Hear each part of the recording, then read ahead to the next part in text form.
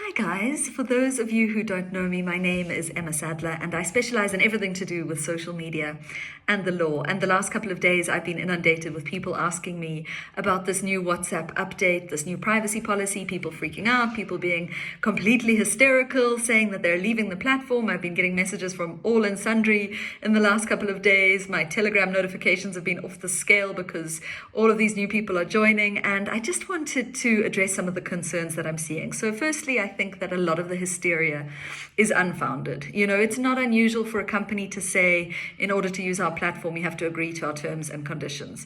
And we know that Facebook is a company that is out to make money, right? This is not a charity who just dreamt up how to give us cool stuff for free. We know that Facebook, as much as we don't pay for it with money, we pay with every morsel of information that we give them, right? There's no such thing as a free lunch, especially when we're dealing with a company that is worth hundreds of billions of US dollars, right? So when Facebook bought WhatsApp a few years ago, they spent a fortune on it, 19 billion US dollars, and they want to reap some of that money back. And the way that they're going to do that is by increased data sharing between the Facebook entities. Now, what that means is that the information that I'm providing to WhatsApp, things like my phone number, my contact list, that information will be shared with Facebook. So, for example, if I'm chatting all the time to somebody on WhatsApp, and we're not friends on Facebook, then they're going to come up as a friend suggestion on Facebook, right? I think people are freaking out because they've got this idea that the big brothers at Facebook, and don't get me wrong, there are a lot of big brothers at Facebook, but that they have access to the actual content of our messages, which is complete nonsense, because WhatsApp a few years ago rolled out end-to-end encryption, and they've confirmed that despite this new update, that end-to-end encryption will still exist. Now, what that means is that when I send an SMA, when I send a WhatsApp message from my phone, it gets completely scrambled. So it's just like complete gobbledygook. And the only person with the key to unscrambling that message is the person to whom I sent that message. So if it is intercepted by somebody working at Facebook, and I've seen all these memes with Mark Zuckerberg looking and laughing at all our jokes that we're sharing and looking at our nudes, they're not going to be able to see that content because of the encryption, right? So you don't need to panic that Facebook, the powers that be, Facebook, Instagram, WhatsApp, can read your messages. What they can do is see how frequently you're contacting a person. They can use your location if you've allowed WhatsApp to use your location. So I don't let WhatsApp use my location, which means that location cannot be shared with Facebook. If you're updating your status, they will use that status across their platforms. So it's more that kind of thing. It's not so much that they're trying to read our messages. They're just trying to find out more information about us, about our habits, about who we talk to, about who our networks are. So I think that end-to-end encryption really should allay a lot of the fears that people have, because I think most of the reason that I've seen people jumping off WhatsApp is because they are nervous that their messages are going to be read. I don't know what they're talking about, that they're so nervous that the messages are going to be read, but that's certainly not going to happen. You know, I think that people are starting to become much more aware about privacy, about their rights to privacy. I think documentaries like The Social Dilemma have been wonderful in terms of raising awareness around this. And I'm not saying that there aren't privacy concerns, but people who are complaining about WhatsApp's update on Facebook and they still use Facebook Messenger, like, that's really not that smart, because Facebook and Facebook Messenger collect way more data than WhatsApp does.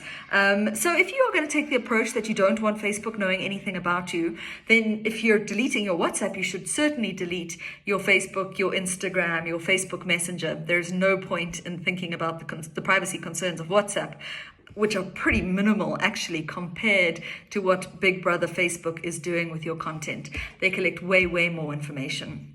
There are other platforms that you can use instead of WhatsApp. I think the big issue is going to be to get your connections, the people that you talk to on WhatsApp, to use these other platforms. I think WhatsApp is just so entrenched, certainly in South African society, and I've still got a lot of international groups that I use WhatsApp for. So they would all have to move off WhatsApp to whichever platform you might be using, whether that's Telegram or Signal.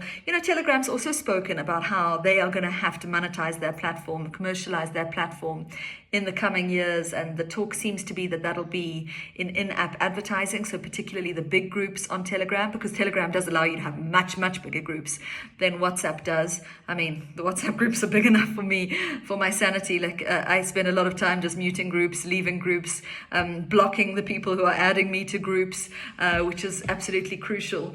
So what we sense will happen is that Telegram will monetize the app by having in-app advertising on those big groups. A lot of people saying we should use Signal instead. Signal, the only thing that Signal collects is your contact number. So that really is, if you've got huge privacy concerns, then Signal probably is the place to go.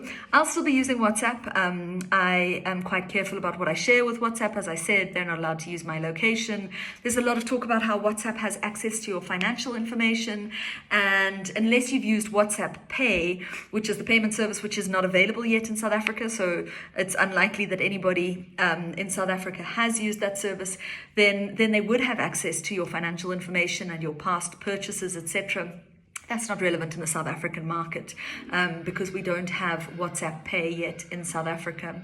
So I don't let WhatsApp use, I don't update my status on WhatsApp. I only let my contacts see my profile picture. I've got two-factor authentication, which is something that you should have across all Facebook products. And I'll carry on using Telegram because it is a great platform and it's got a lot more functionality than WhatsApp has. I like the group video calling on WhatsApp, etc. I think that knowing what these companies are doing are doing with your data is a very big step and a very important step in thinking about privacy. But certainly the hysteria that I'm seeing is largely unfounded. I hope that's helpful. I'll answer some of your questions on my platforms, on the Digital Law Company Facebook page, and on Emma Sadleir at Twitter.